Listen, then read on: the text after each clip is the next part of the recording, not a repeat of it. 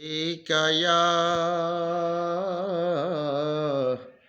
या रसूल अल्लाह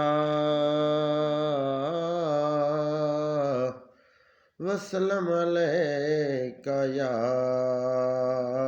हबीब अल्लाह।